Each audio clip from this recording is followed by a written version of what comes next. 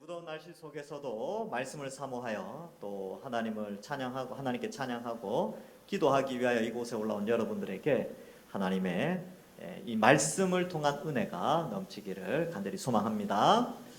오늘은 빌립보서 마지막 시간입니다. 그래서 이 빌립보서 내용이 무엇일까라고 여러분들 되돌아보는 시간을 잠시 가지겠는데요. 빌립보서는 구조가 그렇게 어렵게 되어 있지 않습니다. 1장에서는 이 사도 바울이 왜 이렇게 고난을 당하는가, 왜 감옥에 갇혀 있는가, 주로 이 감옥은 뭐 여러 곳으로 가이사랴냐, 에베소냐, 뭐 로마냐 이렇게 여러 가지 질문들이 많이 나오는데 대체적으로 로마의 감옥에 있을 때라고 많이들 추정을 하게 됩니다. 그래서 이 로마 감옥에 있을 때에 특별히 옥중서신을 많이 쓰게 됐지요. 빌립보서뿐만 아니라 에베소서, 골로새서, 빌레몬서를 써서 이 나머지 빌립보서를 제외한 나머지 세 옥중서신은 두기고를 통하여 또 두기고와 함께 동행했던 오네시모를 통하여서 골로새로 에베소로 이렇게 보내게 되고요. 빌립보는 특별하게 에바브로 디도와 디모데의 손을 통하여서 빌립보서를 전달하게 됩니다. 1장에서는 바울이 그렇게 감옥에 갇혀 있지만 그가 감옥에 갇혀 있음에도 불구하고 12대 안에 복음이 전파되어졌다. 그래서 감옥에 갇힌 것이 잘못된 것이 아니라 하나님이 복음을 전하는 또 다른 방편이며 또 하나님의 뜻이 있다라는 것을 가르쳐 주고 있고요. 지금 에바브로 디도 편에서 빌립보 교회 여러 가지 이야기들을 들었어요. 특별히 교회 안에 다툼이 있었죠.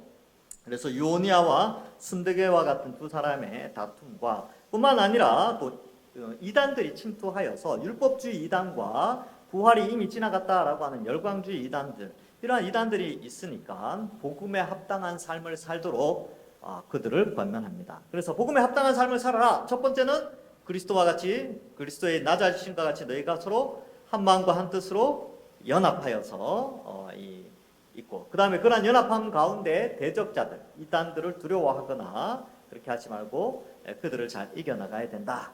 그리고 고난은 하나님 주신 은혜다라는 것을 1장에서 설명합니다. 그래서 2장에서는 예수님의 그 겸손함, 이 땅에 만왕의 왕이시지만 이 땅에 인간의 몸으로 오신 그 겸손을 우리가 본받아야 된다는 것과 3장에서는 율법주의와 기타 이단들에 대한 경계를 하죠. 4장에 들어와서는 이제 여러 가지 화합과 격려의 메시지를 전달하게 되고 또 선한 하나님의 백성으로 거룩한 삶을 살도록 권면합니다. 관용하는 마음이 있어야 되고요. 또 여러 가지 세상 가운데서 염려와 걱정이 있을 때 기도해야 한다는 것을 가르쳐주고 그것이 바로 참된 기쁨을 누리는 자의 모습이다라는 것입니다. 8절과 9절에서는 참된 것, 경건, 옳음, 정결, 사랑받을 만하고 칭찬받을 만하고 덕스럽고 또 무언가 기림을 받을 만한 높임, 상 받을 만한 그런 일들을 해야 된다라는 것을 권면하고 오늘 본문 말씀에 마무리를 하고 있습니다. 오늘 본문 말씀은 이 빌립보 교회와 사도 바울 간에 있었던 서로 협력하는 관계, 또 교회가 바울을 어떻게 협력하였는가에 대한 감사의 내용들로 기록되어져 있습니다. 자, 10절부터 이제 보시면 내가 주 안에서 크게 기뻐한다라고 표현합니다. 앞에도 이제 계속 기뻐하는 내용들이 나오는데 이 부분에 와서 이 기쁨은 바로 이 빌립보 교인들이 바울을 잊지 않고 협력하고 도와주고 또 그가 감옥에 있을 때 이제 섬겨주고 또 선교했을 때 선교제에 갔을 때 많이 도와주었던 것을 고맙게 여기기에 크게 기뻐한다라고 합니다. 너희가 나의 생각하던 것이 이제 다시 싹이 나미니 너희가 또한 이를 위하여 생각은 하였으나 기회가 없었느니라. 이 빌립보 교인들은요, 이 바울을 굉장히 잘 도왔습니다. 그래서 빌립보 교회 안에는 이 사도행전 16장에 보면 루디아가 등장하죠. 자주장사 루디아가 등장하고 귀신 들린 여종이 고침을 받고 감옥에 갇혔는데 간수의 가정이 회개하고 그래서 여러 종류의 그런 공무원도 있었고 또 아주 천민 계급도 있었고 중인 계급의 중인층의 어떤 그런 여자 사업가도 있었고 또 이제 여러 사람들이 빌립보 교회를 형성하고 있었습니다. 그런데 그들이 이 사도 바울이 복음 전하는 일에 굉장히 많은 경제적인 도움을 주었다라는 것을 알 수 있습니다. 그래서 이 뒤에 내용들이 나오는데요. 11절에 보면 내가 궁핍함으로 말하는 것이 아니라 어떠한 형편에서든지 나는 자족하기를 배웠다. 지금 어떠한 형편에서든지 자족하지만 너희가 나를 도와준 거에 대해서 고맙다는 말을 하기 위해 약간 서론적으로 이런 표현을 하고 있지요.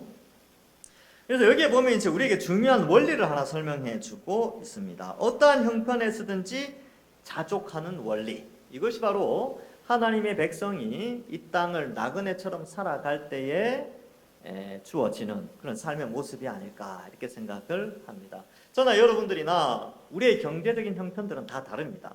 왜냐하면 하나님이 배치시키는 위치가 다 다르기 때문에 그렇죠. 그러나 우리도 역시 오늘 이 본문 말씀에 있는 것처럼 자족하는 것을 배워야 됩니다. 이것은 인간 내면에서 자족이라는 마음이 나오지 않아요. 왜? 인간은 나면서부터 전적으로 타락했기 때문에 자족의 마음이 있는 것이 아니라 늘 정욕과 탐심과 자기에게 주어진 환경 이상의 것을 갈구하는 그런 욕망과 갈망이 있습니다.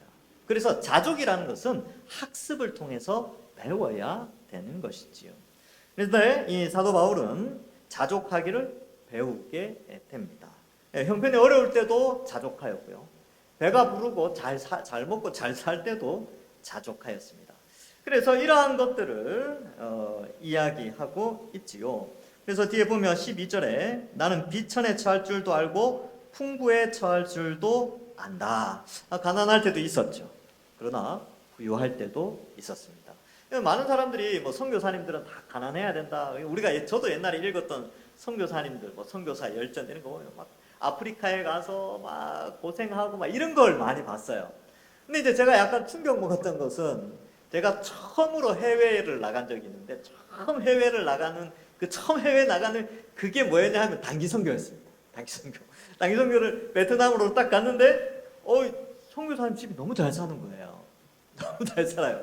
그 선교사님이 하여튼 후원을 많이 받고 큰 교회에서 이제 파송을 받아서 가니까 너무 잘 살아요. 그래서 제가 기존에 알아오던 선교사의 개념하고 전혀 다른 거예요. 집이 이제 복층으로 되어 있고 이제 1층은 학원으로 운영하고 2층은 이제 선교사님 사택으로 사용하는데 이제 뭐 이렇게 고용해서 이제 집안일을 도우시고 그런 분들도 많이 있고 그런 거예요. 그래서 그래서 선교사님들은 다 가난한 줄 알았는데 이렇게 풍부에 이렇게 되게 잘 사는 거예요. 그 사회 속에서도 베트남 구역 안에서 호치민 안에서도 굉장히 잘 사는 구역 안에 살았어요. 근데 이제 이야기를 들어보니까 교회에서 교회가 굉장히 좀 큰 교회, 잘 사는 교회였는데 그 모든 걸 다 준비해 주시고 선교사님은 그냥 거기 집어넣은 거예요. 그것까지 이제 그렇게 살는 거죠. 그러니까 큰 좋은 교회에서 이렇게 파송을 아주 풍성하게 할 때는 그렇게 이제 풍부에 처할 줄도 아는 거죠. 근데 또 똑같은 베트남 선교사님인데 그분은 구역이 또 달라요. 구역이 조금 못 사는 그런데 이제 주거를 하고 있는 거죠. 그분은 이제 또 파송 교회가 또 달라. 파송 교회가 이렇게 잘 살지 않는 그런 교회가 또 나중에 파송 교회가 그걸 끊었어요. 끊어서 막 힘들어 하는데 이제 우리 노회에서 하는 것처럼 다른 노회에서 그 선교사님을 또 파송을 해서 어렵게 또 사역을 하십니다. 그래서 이 선교 사역을 하는 데는 때로는 부유하게 할 수도 있어요. 그죠? 그러나 또 상황상 가난하게 선교할 수도 있습니다. 그러나 두 분의 공통점은 뭐냐 하면 어떠한 형편에 처해 있든지 한 영혼 구원하기 위하여 귀한 사역을 감당하고 있는 거예요. 그래서 보니까 풍부에 처하신 그 선교사님은 이 음악을 통해서 이제 음악 학원을 열어서 베트남에 음악 교육을 하는데 이제 무료로 이렇게 하면서 전도하는 거예요. 전도 이렇게 한 명씩 불러가지고 아이들한테 전도하면서 막 하고 또 가사일을 도와주시는 분도 와서 가사일을 하면 항상 말씀 듣고 복음 듣고 그렇게 이제 이렇게 한 영혼 살리고 또 조금 형편이 어려우신 이분도 합창단을 만들어서 음악 교육도 하고 한국어 학원을 이제 한국어 가르치는 자격 이렇게 해가지고 이제 베트남에서 공식적으로 이제 선교가 안 되거든요. 그러니까 그렇게 학원을 열어서 한국어 문화원 뭐 이런 걸 통해서 또 가르치고 그렇게 이제 다양하게 하는 걸 봤습니다. 사도 바울도 그랬죠. 자신이 부유할 때도 있었어요. 그리고 가난할 때도 있었는데 그는 늘 자족하였다. 그런데 이것이 선교사님들의 문제뿐만 아니라 우리도 마찬가지입니다. 우리 교회 성도들도요. 부유한 성도들도 있고 가난에 처한 성도들도 동시에 있습니다. 그러나 우리 모두의 자세는 바로 자족하는 이것을 배워야 하는데 이것은 바로 학습을 통해서 습득하는 것이지만 하나님이 주시는 능력이기도 합니다. 그래서 13절에 보면 내게 능력 주시는 자 안에서 내가 모든 것을 할 수 있느니라 이렇게 되는데, 이 능력이 바로 앞에 나오는 자족하는 능력입니다. 자족하는 능력. 그래서 인간은 본성상 이 능력이 없어요. 근데 이 능력을 누가 주시느냐? 하나님이 이 능력을 주십니다. 이 능력이 없으면요, 아무리 잘 살아도 욕심이 끝이 없어요. 제가 이제 뉴스나 이런 거 보면 봐요. 정말 잘 사는데도 그것을 조금 더 얻기 위해서 그렇게 탐욕을 부리면서 법정에 서고 뭐에 청문회 서고 막 이런 거 보면서, 야, 인간의 탐욕은 끝이 없구나. 근데 자족하였더라면, 저 사람이 자족하였더라면 어땠을까? 저 풍부한데, 너무나 풍부한데 거기에 자족하면서 자신의 맡겨진 일들을 했다면 얼마나 많은 사람들에게 존경을 받았을까? 뭐 그런 생각도 한번 해보게 됩니다. 이게 자족은 능력이죠. 그래서 하나님이 택한 백성들이 부유에 처해 있든지 가난에 처해 있든지 그 상황 속에서 자족하는 것이죠. 또 어떤 사람은 너무 가난해서 그것에 자족하지 못하니까 남의 것을 훔치기도 하고요, 범죄하기도 하는 모습도 보게 됩니다. 그러니까 자족이 없으니까 그래요. 그러니까 부유한데 자족하지 못하니까 죄를 짓고요, 가난한데 자족하지 못하니까 또 죄를 지어요. 근데 예수 믿는 사람은 어때요? 예수 믿는 사람은 자족을 배워야 돼요. 근데 이 자족을 배우는데 이 자족은 하나님이 주시는 능력, 성령이 우리 속에 말씀을 통해서 주시는 능력이라는 것이죠. 왜냐하면 이 자족의 훈련을 말씀을 통해서 받는데 어떻게 자족할 수 있겠습니까? 자꾸 이제 말씀을 통해서 뭘 배웁니까? 소망에 대해서, 앞으로 펼쳐질 영원한 하나님 나라에 대한 소망, 그리고 이 땅의 생이 이렇게 길지 않다라는 그러한 인식들, 그리고 우리는 사명자로 부르심을 받았다라는 인식이 있을 때 이 자족의 능력을 배우게 되고 학습하게 되고 또 그것이 우리에게 능력으로 자리 잡게 됩니다. 여러분, 지금은 파리 올림픽 하고 있죠. 파리 올림픽에서 이렇게 사격 선수들, 양궁 선수들 이렇게 보잖아요. 굉장히 능력자 아닙니까, 그죠? 야, 저 멀리 있는 관역을 향해서 빵 쐈는데 그 가운데 중심을 거기 어떻게 그렇게 맞추는지 몰라요. 능력자죠. 그 능력을 갖추기 위해서 그들은 엄청난 훈련을 했습니다. 그래서 우리의 자족도 어쩌면 능력인데 이게 주어지는 능력도 되지만 바울은 그것을 배웠다라고 표현을 하고 있습니다. 바울이라고 뭐 정욕이 없겠습니까? 잘 먹고 잘 살고 편안하기를 원했겠죠. 그러나 그의 인생을 뒤바꾼 예수 그리스도, 부활하신 예수님의 다메섹 도상에서 그를 만나 주신 이후로 그는 그 모든 정욕들 이런 것들을 다 버리고 때로는 비천에 때로는 풍부에 처하면서 자족하는 훈련을 하게 된 것입니다. 우리도 마찬가지입니다. 그래서 일체의 비결 이것은 바로 능력 주시는 자 안에서 모든 것을 할 수 있죠. 그래서 저는 이 자본주의 사회에 이 13절은 굉장히 의미가 있겠다 이런 생각을 해봅니다. 많은 사람들이 돈을 쫓아가는 그런 삶을 살거든요. 그래서 이 내게 능력 주시는 자 안에서 내가 모든 것을 할 수 있다 이 표현을 통해서 저와 여러분들이 함께 이 능력을 소유하도록 기도하고 또 훈련을 받아야 됩니다. 여러분, 저라고 정욕이 없겠습니까? 저라고 욕심이 없겠습니까? 여러분들은 어떻습니까? 다 비슷하죠. 우리는 다 눈에 보이는 것에 의하여서 연약한 모습을 나타내게 됩니다. 그러나 오늘 본문 말씀을 통해서 우리 같이 한번 생각합시다. 자족합시다. 함께 자족하는 것이죠. 저도 노력해 보겠습니다. 여러분들도 노력하십시오. 같이 한번 노력해 봅시다. 자족하는 것. 그래서 우리가 이 자족은 능력인데 이것은 하나님이 주시는 것이죠. 그래서 가난한 형편에도 미소를 잃지 않고 그 자리에서 자족하며 감사하는 자를 본 적이 있습니까? 능력자예요. 능력자. 진짜 능력자. 너무나 가난한데도 미소를 잃지 않아요. 참된 능력을 가진 사람이죠. 정말로 부유한데도 하나님 나라를 위해서 겸손하고 자신을 드러내지 않고 남을 돕고 물질을 아주 지혜롭게 쓰는 사람들이 있습니까? 능력자입니다. 지혜로운 자예요. 그래서 이러한 우리가 하나님이 주시는 이 능력 안에서, 내게 능력 주시는 자 안에서 우리가 가난하든 부유하든 모든 것을 할 수 있게 됩니다. 자, 그래서 우리는 14절에 보면 그러나 너희가 내 괴로움에 함께 참여하였으니 잘하였도다 이렇게 표현하고 있죠. 자, 이제 여기서 이제 본론이 나오기 시작합니다. 바울은 그랬어요. 이 전도 선교 사역을 하면서 뭐 때로는 3개월, 뭐 3주, 3년 혹은 뭐 1년 반 이렇게 계속 이동하면서 정착해서 이 경제적인 것들을 이렇게 채워 나가는 그런 스타일이 아니에요. 이 자리를 이동하면서 텐트 메이커 사역도 하면서 또 이제 후원도 받고 그렇게 했지요. 그런데 이제 그렇기 때문에 때로는 힘들고 어려울 때가 있었고 때로는 또 텐트가 잘 팔릴 때는 어땠을까요? 부유하게 살았겠죠. 그리고 텐트가 잘 팔리는데 또 이제 안디옥에서 이렇게 구제금이 온다든지 뭐 아니면 이 빌립보에서 구제금이 왔을 때 또 풍요를 누리기도 합니다. 그러나 구제금이 끊기고 텐트가 안 팔릴 때는 어땠을까요? 뭐 힘들었겠죠. 그러한 가운데서 학습하면서 하나님께서 특별히 빌립보 교회 성도들이 물질을 보내줌에 대해서 굉장히 감사해 하고 있습니다. 내 괴로움에 참여하였다. 이 괴로움은 뭐겠습니까? 앞에 나오는 궁핍함이겠죠. 비천에 처한 그 상황이 바로 이 괴로움이었을 텐데 거기에 빌립보 교인들이 참여하였습니다. 너무나 귀한 활동인 것이지요. 그래서 칭찬하게 되는데 15절에 보면 빌립보 사람들아 너희도 알거니와 복음의 시초에 내가 마게도냐를 떠날 때에 주고받는 내 일에 참여한 교회가 너희 외에는 아무도 없었느니라. 16절에 데살로니가 있을 때에 너희가 한 번뿐 아니라 2번 나를 도왔다 이렇게 되어 있는데 이 내용이 어디에 나오냐면요 사도행전 17장에 나옵니다. 사도행전 16장은 빌립보예요. 그래서 이 아시아에 있을 때 환상 가운데 건너와서 우리를 도우라 해서 마게도냐로 건너는데 마게도냐 첫 성이 빌립보였거든요. 근데 빌립보에 있는데 소동이 일어나서 이제 교회를 세우고 소동이 일어나서 이동을 하게 되는데 어디로 가냐 하면 아시아 쪽으로 가지 않고 다시 유럽 안쪽으로 들어가는 거예요.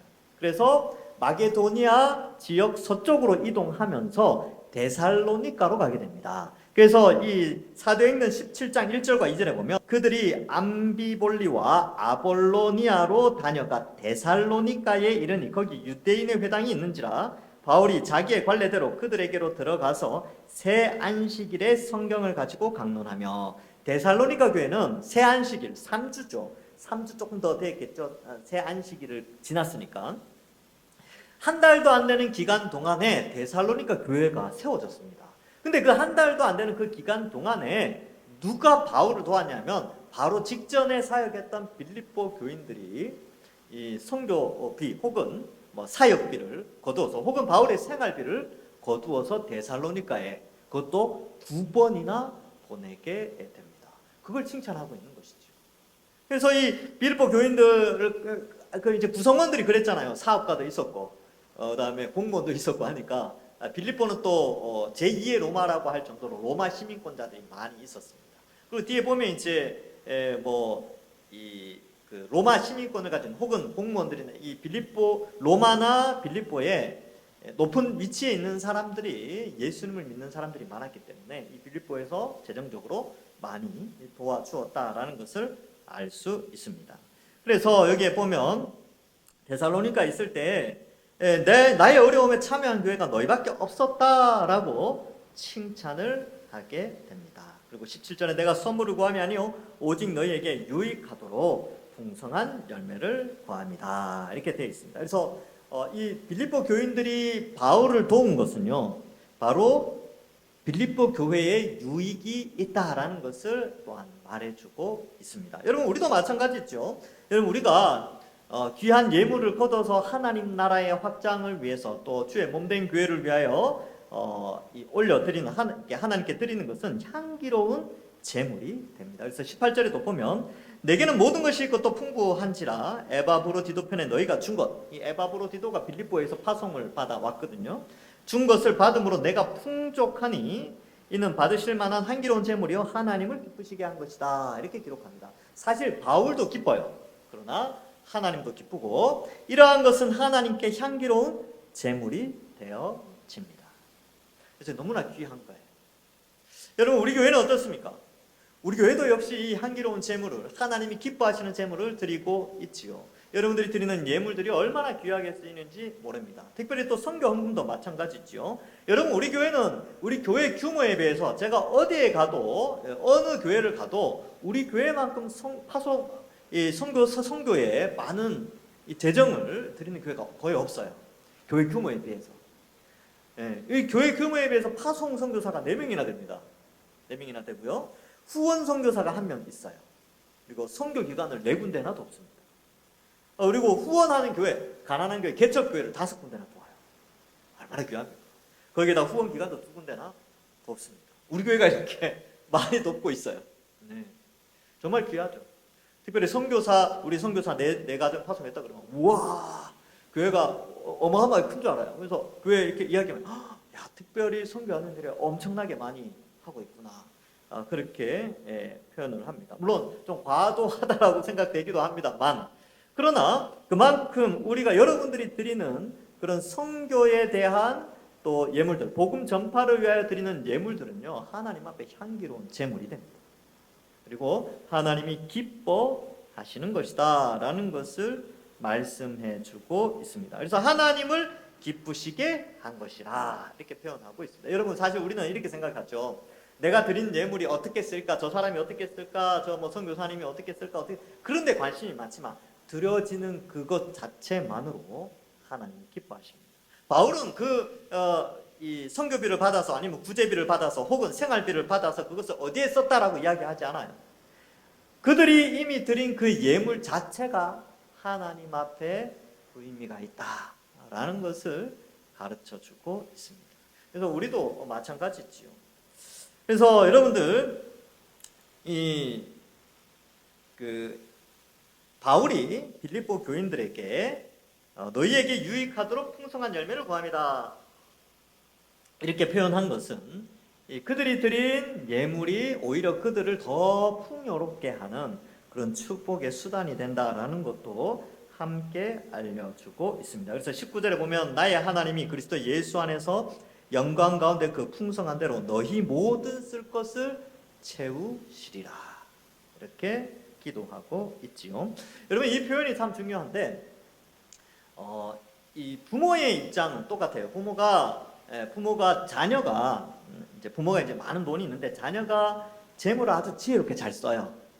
그러면 어떡하겠습니까? 부모가 그 자녀에게 재물을 마음껏 맡기겠죠. 왜냐면 지혜롭게 쓰니까. 근데 재물을 이렇게 돈을 쓰는 거 보니까, 제가 영 엉뚱한 데 쓰고 있는 거예요. 뭐 이제 게임을 하러 간다든지, 아니면 뭘 쓸까요? 하여튼 술집에 간다든지, 아니면 이렇게 춤을 추러 간다든지. 돈을 줄 때마다 그런 데 간다. 그러면 부모가 그 돈을 함부로 주겠습니까? 안 주겠습니까? 안 주죠. 마찬가지예요. 하나님이 우리에게 귀한 재물을 주시는데 그 재물을 귀하게 쓴다면 하나님은 그 재물을 더 풍성하게 우리에게 맡겨주시는 것이죠. 바울도 이 개념을 알고 있었습니다. 빌립보 교인들이 선교 사역을 위하여, 복음 사역을 위하여 또 이 귀한 협력 사역을 하니까 바울은 어떻게 해요? 하나님께서 너희 쓸 것을 채울 것이다, 이렇게 강구하고 있는 것입니다. 그래서 여러분, 우리가 여기서 한 가지 생각해 봐야 될 것이 있는데, 재물에 대한 이 부유하고 가난하게 되는 것은 하나님 손에 달려 있습니다. 믿습니까? 네. 사무엘상 2장 7절에 이런 말씀이 나옵니다. 여호와는 가난하게도 하시고 부하게도 하시며 낮추기도 하시고 높이기도 하시는 도다. 아멘. 여러분, 그래서 우리가 가진 부유함, 이 모든 것은 하나님이 주신 것입니다. 그래서 우리가 생각할 때는 내가 노력해서, 내가 땀 흘려서, 내가 힘들게 공부해서, 내가 힘들게 자격증 따서, 내가 열심히 일해서 이 돈을 벌었다라고 생각을 하는데, 성경은 철저하게 우리에게 우리가 가진 모든 재물은 하나님이 주신 것이다 라는 것을 가르쳐주고 있습니다.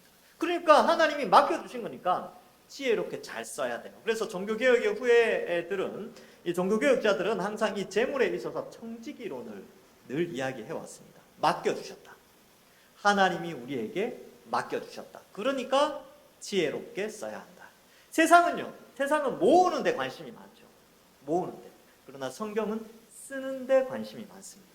하나님의 뜻대로 어떻게 쓸 것인가에 대한 문제지요. 그래서 이러한 것들에 대해서 우리에게 말씀해 주고 있습니다. 하나님이 채우십니다. 그러니까 목사님 헌금 많이 내라는 이야기군요. 그런 게 아니라 그냥 여러분들이 알아서 판단하시면 되는 거예요. 저는 그렇게 생각을 합니다. 하나님께 드리면 하나님께서 채워주신다. 오히려 더 풍성히 채워주신다. 또 그런 간증들도 많이 봤어요. 많이 듣고 제 주변에도 있고 제 친구 중에도 있고 그래 드리니까 더 많이 부어주시더라고요. 자, 20절에 하나님 곧 우리 아버지께 세세무궁하도록 영광을 돌릴지어다. 아멘 하고 편지를 마무리하지요. 그래서 여기서 여러분 우리가 좀 생각해 봐야 될 것이 있습니다. 마무리 21절부터 23절을 하기 전에 여러분 우리가 우리의 경제관에 있어서 좀 생각을 해볼 때, 또 특별히 하나님께 이 예물을 드릴 때에 우리가 얼만큼 이러한 이 개념들이 좀 잘 잡혀져 있는가. 세상 사람들은 자기가 벌어서 모든 것이 자기 거라고 생각하는데, 우리가 가진 모든 경제 개념은 다 하나님 거라는 거예요. 근데 하나님이 우리가 쓰도록 일부를 주셨고 일부는 하나님께 드리기를 원하시는 것이죠. 그래서 우리는 이렇게 생각해요. 헌금 드리는 거는 하나님 거지만 나머지는 내 거라고 생각하는데, 아니요, 그 나머지도 다 하나님 겁니다. 하나님이 우리에게 쓰라고 주신 거예요.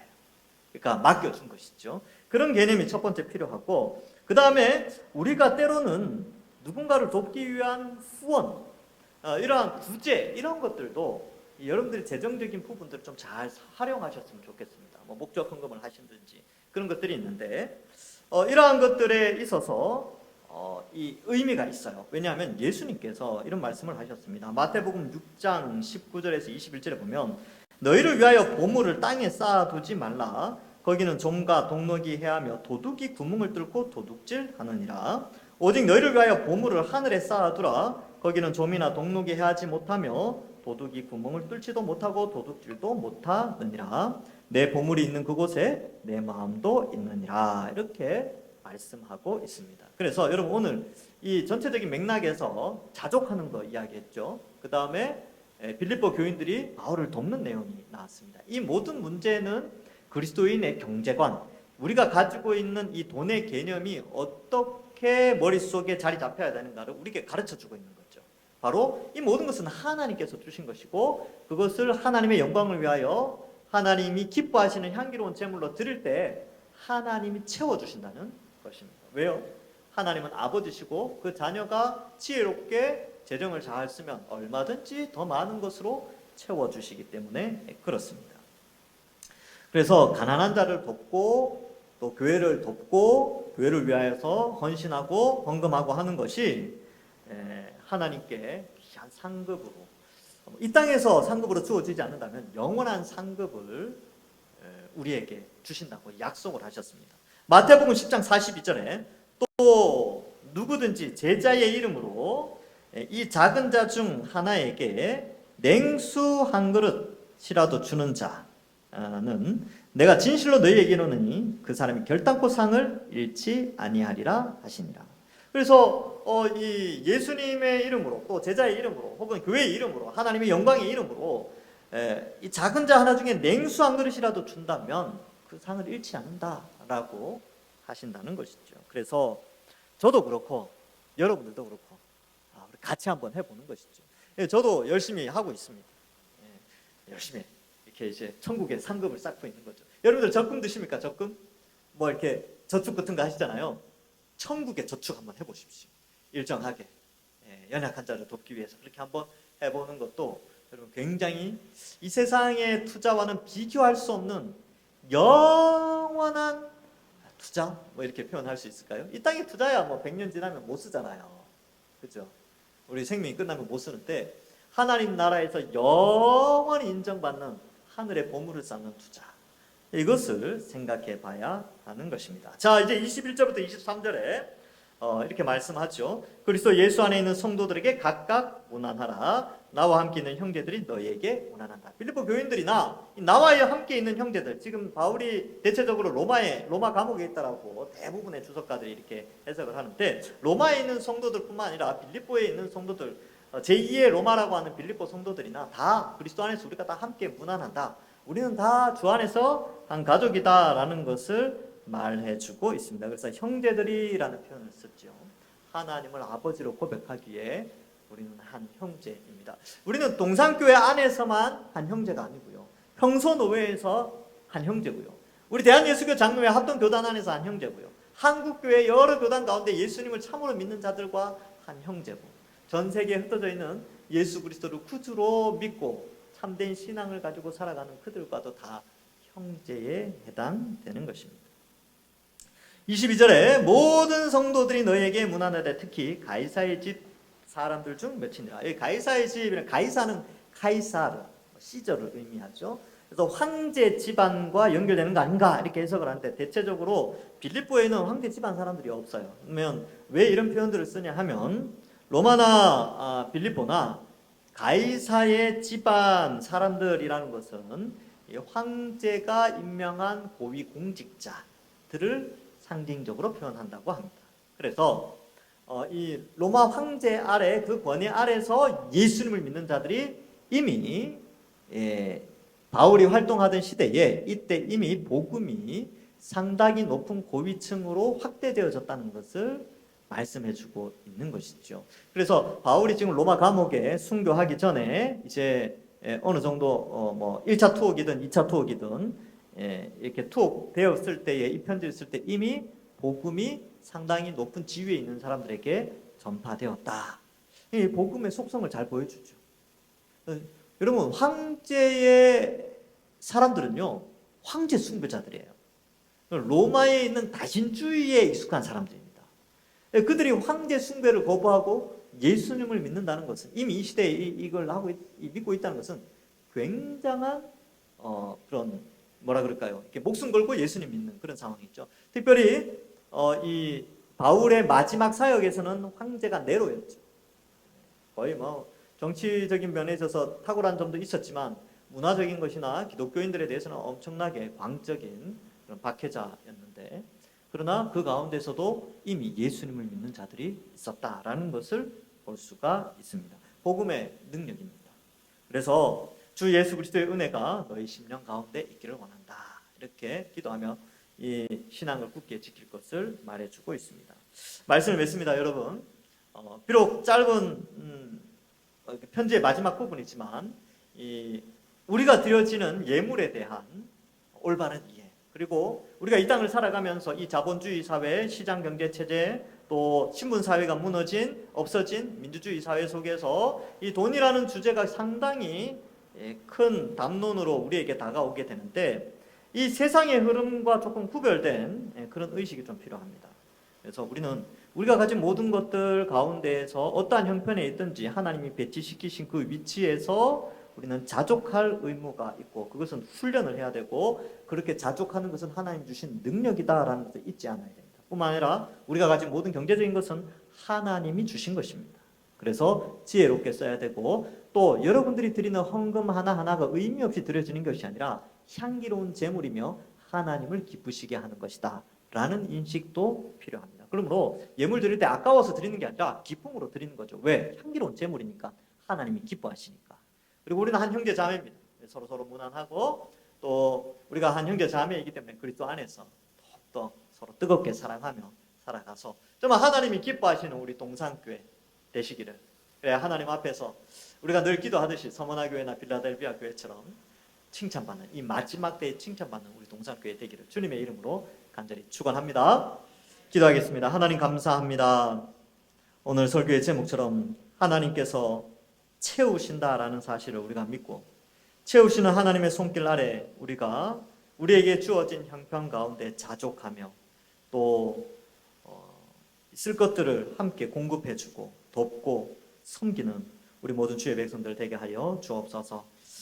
돈을 주인으로, 돈을 우상으로 섬기는 이 시대에 하나님을 우리의 참된 주인이요 참된 하나님으로 믿는 우리들에게 귀한 교훈을 주셨사오니, 하나님 우리가 더욱더 귀한 맡겨주신 재물들 지혜롭게 사용할 줄 알고, 어떠한 형편에서든지 자족하며 하나님을 높이고, 또한 하나님 앞에서 서로 형제됨을 인식하고 아끼고 사랑하며 하나님이 기뻐하시는 교회로 우리 동산교회를 세워 주옵소서. 감사드리옵고 예수님의 이름으로 기도하옵나이다. 아멘.